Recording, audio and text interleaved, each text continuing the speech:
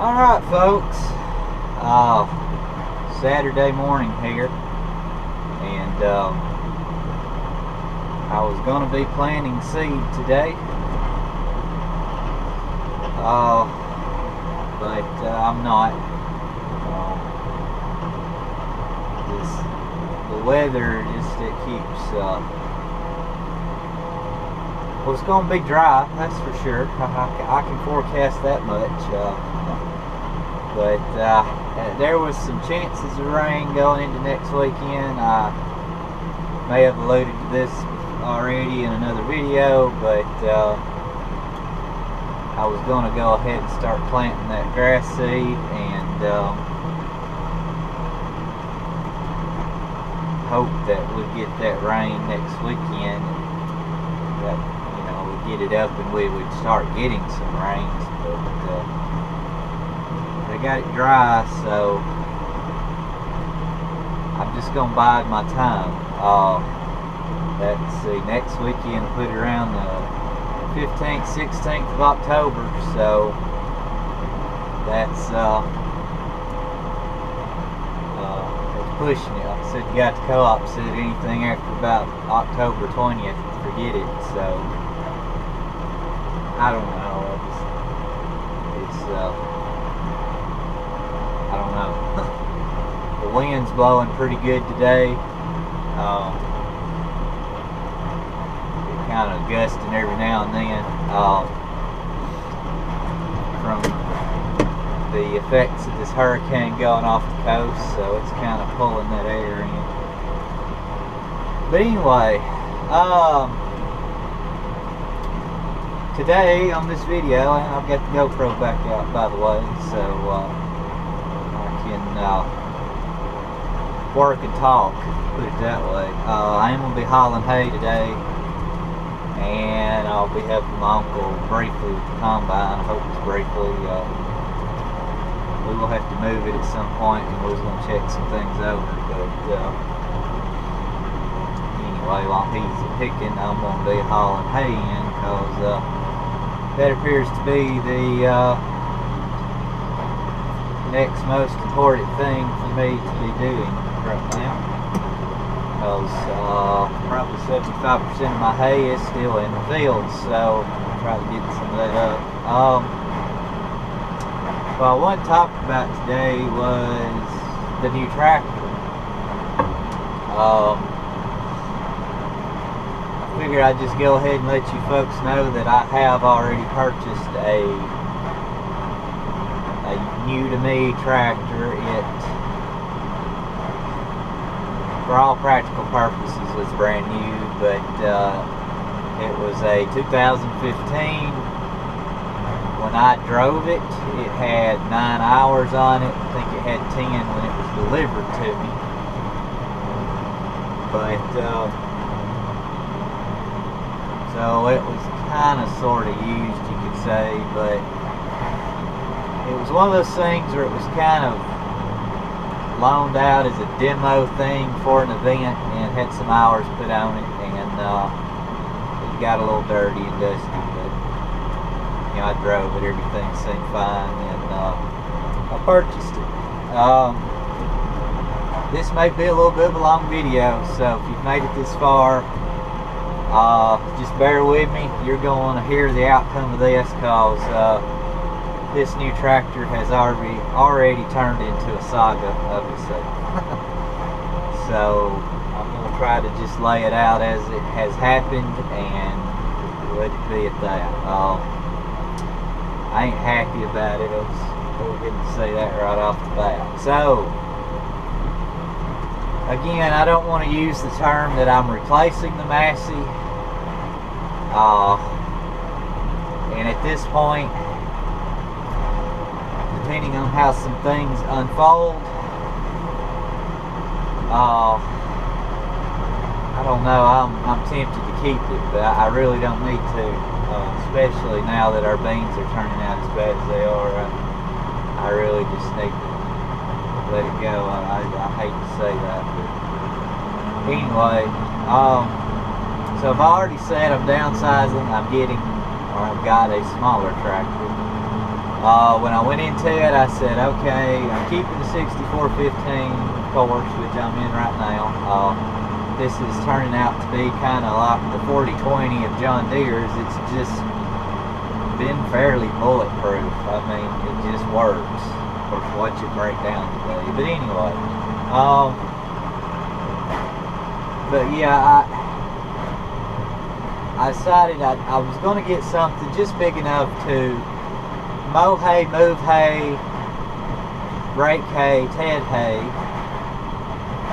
and just big enough to bale hay if I needed to. Since I've had this 6415, I have only ever had to, well, when I was baling with this tractor, which this will be my main baling tractor again, I only once had to fall back on using another tractor to bale because I had that fungus in the fuel, and I had a fuel system issue with this tractor. It took us about a week to figure out. But anyway, so I wanted a tractor that in that event, or in the event something happened to this 6415, I had to bale again. It would be just big enough to run the baler, and from the previous experience in what I used, I know what that limit is. You know, I know balers are rated at a certain horsepower, but you can run them just a little bit less than that if you're not pushing it too hard and get by. It's something I don't recommend doing all the time, but it will get you out of a jam and be okay. So it kind of put me in a horsepower range that I knew what I'd be looking for. So I started looking around at the different options and prices, and just, you know, where I was going to be, and that horsepower range pretty much across the board was putting me in a price range where that's just kind of what I was thinking. So here's what I looked at this time around. I looked at Kubota, I've looked at a Deere, I looked at the Massey Fergusons, I looked at the 4600 series, and I looked at the new 4700 series. I only looked at Open Station 4700 series because that's all I could find to look at. I did like these tractors. It's just my brother-in-law helps me a lot with the hay, and he does a lot of my raking, and he normally does some tedding. I don't think he did any tedding this year. The new Peckway tedder was fast enough that I was able to do it all on my own pretty much. But anywho, so he wanted me to get another cab tractor, and you know, that's understandable. I might have went with an Open Station if it wasn't for that, but I'll go ahead and get a cab. So of the 4700 series Massey, I couldn't find a cab. Now I've noted that already in some comments on one of my other videos, and one of you said there you know of where some is in Georgia. I just didn't see them or find them in my searches. Man, this is unreal. I'm down here in what we call the bottoms.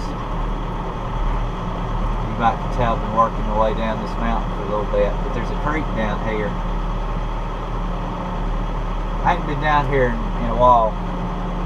It ain't running. I've never not seen this creek not running. Wow. It's dry. There's water here, a pool of water. My goodness.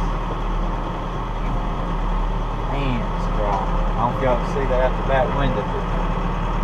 There is no water there. That's a major creek too. Man.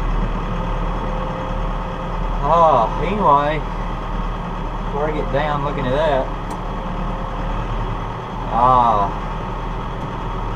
So I looked at a 4600 cab. I think it was a 4610M. I don't know. I looked at those back when I was looking before I bought the 5610, and I just thought I hadn't run one. I'm not going to say they're a bad tractor. I know several of you that watch my channel probably got one, but I don't know. After looking at the 4700 and looking at it, maybe you can understand what I'm trying to say here. It just ain't on the same level. Going into it, I really was interested in a 4700 series with a cab. I thought, well, that'd be good, you know, and have the same motor I had in the 5610, which I like, you know, and I kind of like how they're laid out. And I thought it'd be nice to be able to get one and do the full review and everything like I did the 5610, but I couldn't find one. And the only prices I knew of the 4700s were the open stations, and you know, they were within range, or you know, actually a little less than what I had paid for what I bought, but I was a little worried that with the addition of a cab that the price was going to be above where I wanted to be. So that said,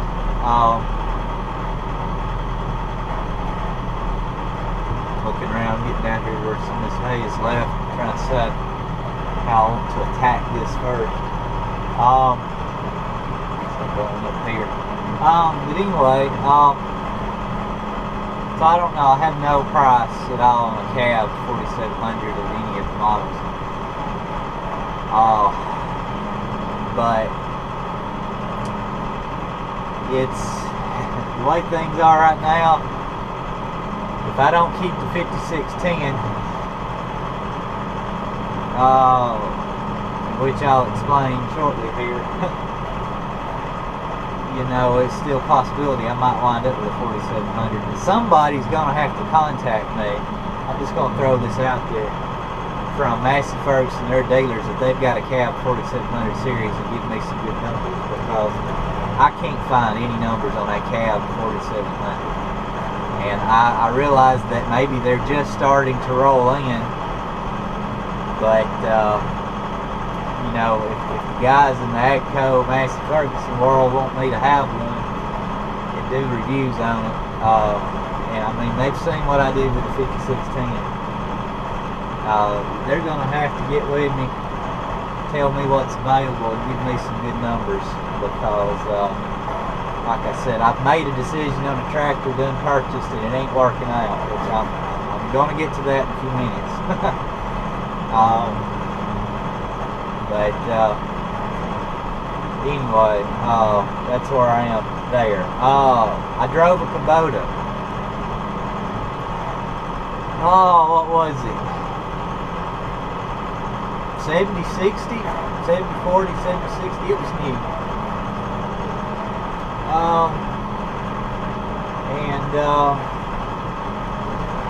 Yeah, so wasn't a bad tractor.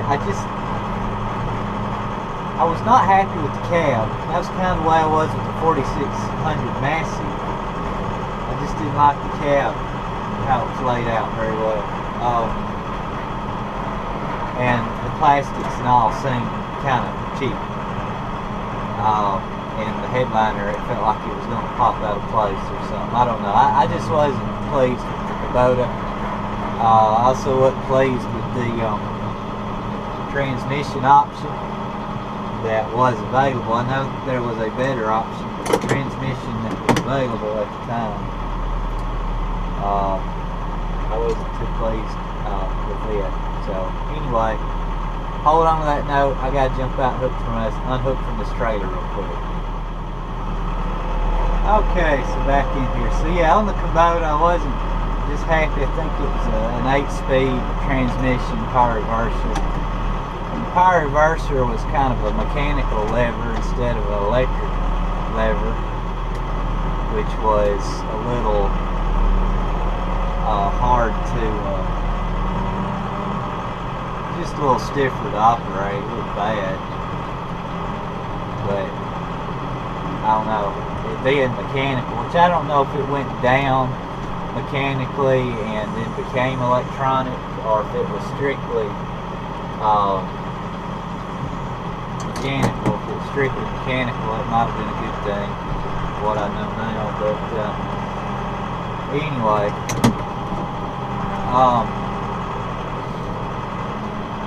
but yeah, I drove that Kubota and just wouldn't. The price was okay on it, but again, I just didn't seem like the level of tractor that I wanted. But anyway,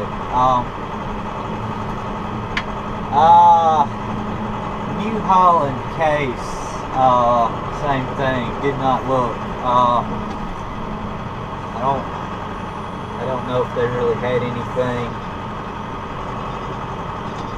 in the size I was looking for around here or not.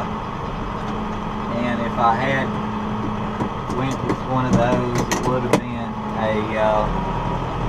a case over the New Holland, because it being the same thing. Our New Holland dealer that's here, the one, is tends to be quite higher than the exact same tractor in the case, so I would have went with a case. But anyway, McCormick's, I didn't see any of those around either. That was one dealer I didn't look at, but anyway, I looked around a hair. I didn't look around quite as much as I did when I bought the 5610, but like I said, I kind of had in mind the size and what I wanted, and it kind of made for limited options there. But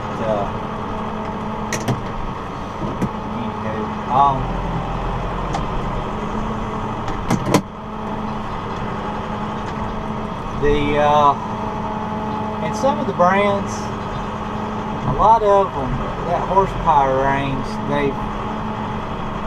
some of them are more farm tractors. Some of them are more for these hobby weekend farmer people, where they're not everyday kind of use deal. And in that range, when you get down to that, you see a lot of that. You know, smaller tires, smaller frames, smaller components, but yet higher horsepower. And that seems to be a lot of how the market is going on that. And I guess it's because those kind of people are buying those. But anyway, so I drove a deer, and my heart was just in the deer. I had a bad experience with the 6330 electrically, and the one I purchased did not have the level of electronics that the 6330 had, and I thought, well, hopefully they've resolved some of their issues regarding that, and this one not having quite the level. I mean, it was more of a plain Jane tractor. I figured, it wouldn't be all that much of a risk.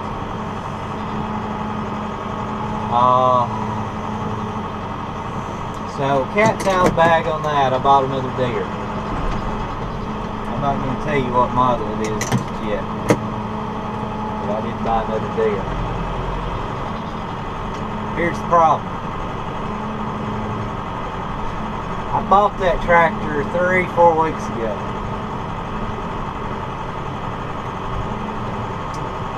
I think, yeah, 3 weeks ago Friday, which would have been yesterday, 3 weeks ago yesterday. Is that right? I don't know. Maybe 2 weeks ago, yeah. Anyway, I'm sorry I'm hesitating.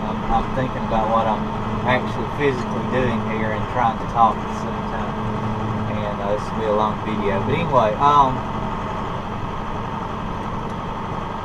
they brought the tractor out on a Friday, delivered it, and I actually traded the Hardy spray rig in on it.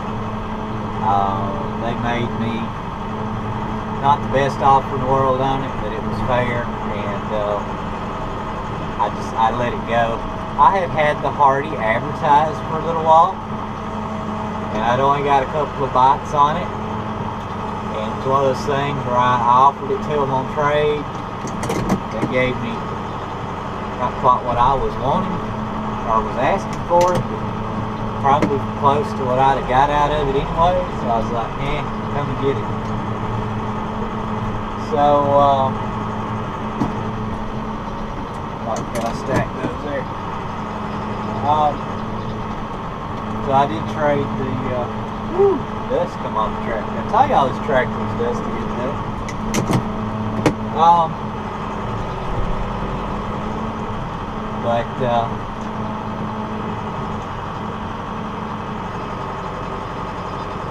Yeah, traded the spray rig in on it.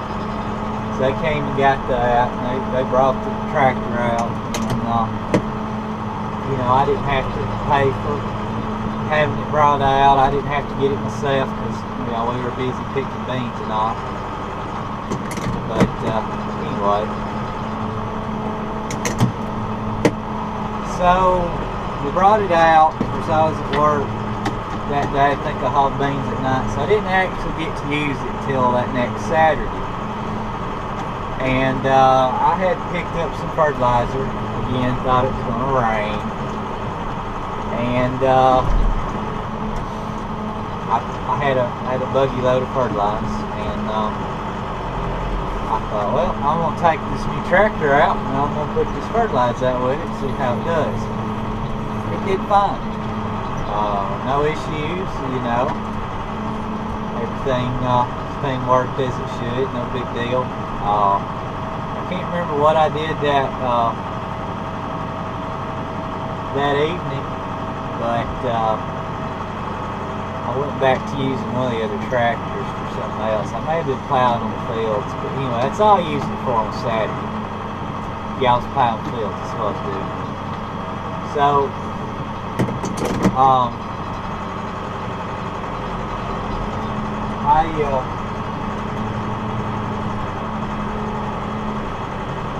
I didn't use it until Sunday,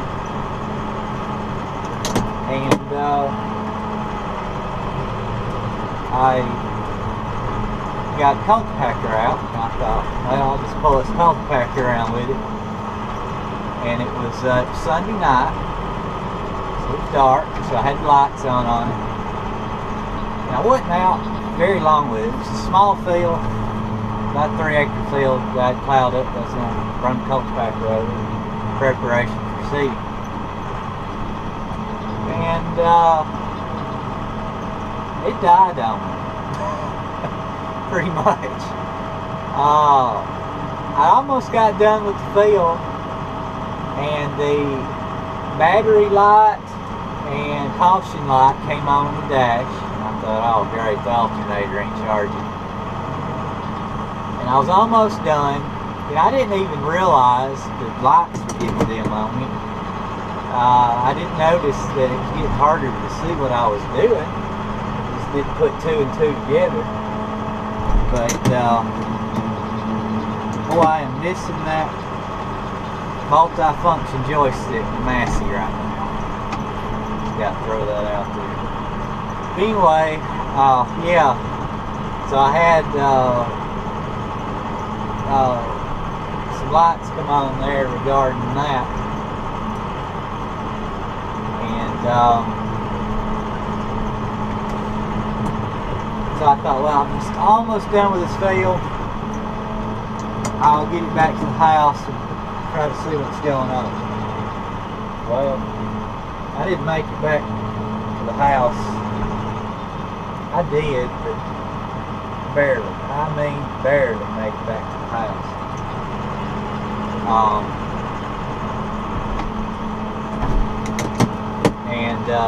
What happened was I made another pass or two on the field, and it went into neutral on me because the tractor has the power reverser is engaged electrically, the solenoid or whatever is used, and the battery voltage fell low enough that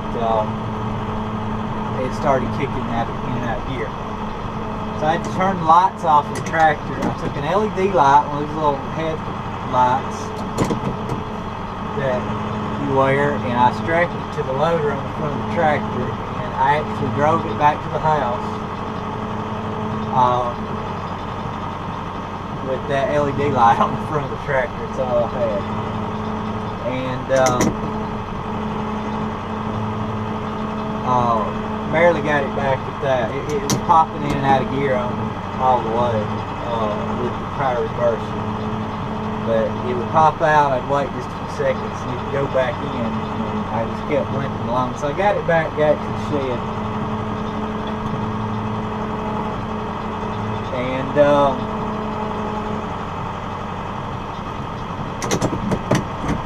I got it shed, cut it off, and tried to restart it, and it was dead hand. So I had it 2 days, and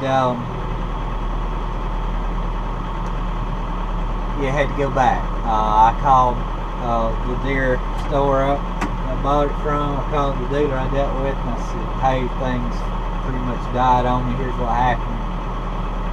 He said, well, we'll come out and get it. So that Monday, they came out, picked it up, and it has not been back since. It's been gone 2 weeks, and it's electrical problem. The guy first told me that they were checking the charging system out and all that on it. Then he said there's this PIP. John Deere calls PIP. It's a product improvement program. Basically, it's their recall program. And he said, oh, it's just a wiring harness, has something to do with the trailer light plug on the back. Well, those 2 days I had it, had hooked it up to that new little seed drill I got, and I hooked the trailer lights up to it, and it didn't work. So I figured, yeah, something's wrong with that too.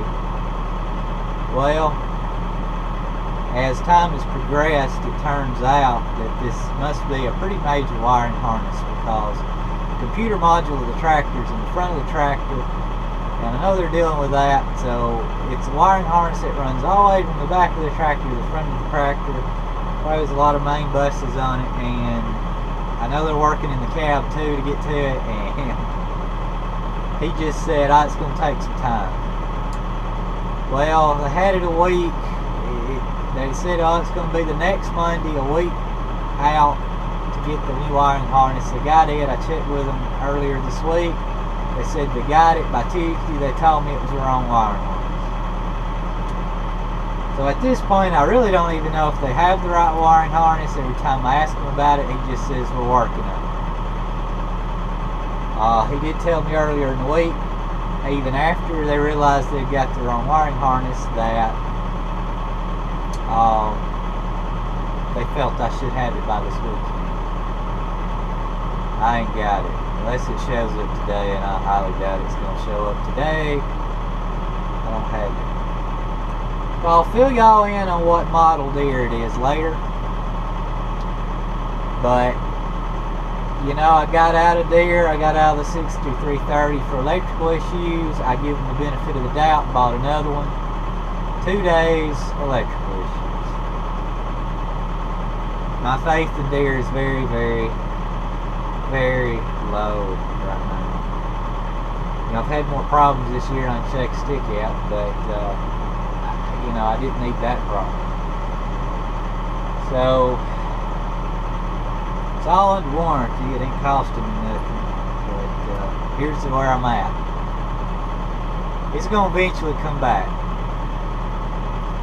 If it has another issue, electrically definitely, and almost any other issue, it's going. And it's not a very good chance I'm going to go back to the deer. I'm just not going to keep something around again that's got electrical issues or any issues really that are major like that. Yeah, the Massey had some issues, the 5610 when I first got it. They were all mine. I fixed them all myself. I mean, and none of them where it had to go back to the dealer or it shut me down for a day. I mean, I could keep using it. It didn't. It just kept going. That tractor never has once stopped me in the field. And then that's the ultimate goal, is to have a tractor that don't shut you down the field. So that's why I said what I said earlier in the video. If this thing becomes problematic, you know, I'm going to be looking elsewhere. And I don't know what it's going to be. But like I said, I really kind of wanted a 4700 with a cab, but a couple of things going to have to happen. I'm going to have to locate one first, and the price is going to have to be right. Because I'm not going to pay for a new 4700 and still be where I'm at on the 5610 right now. I'll just keep the 5610. So, but if I can get one and there's some savings there, then I might do that. But I don't know. It may be a far stretch. But I don't know. I mean, if it comes back and it holds up, then I'll run with it. If it comes back and it has issues, I don't know, I may wind up with a case, a Kubota, another man, I don't know. It's just, I don't know. I thought I wouldn't do anything wrong, but I did. But anyway, I know this video is probably going to be over 30 minutes long now, and I need to get moving. So, there's the deal. I bought a deer. I got shafted.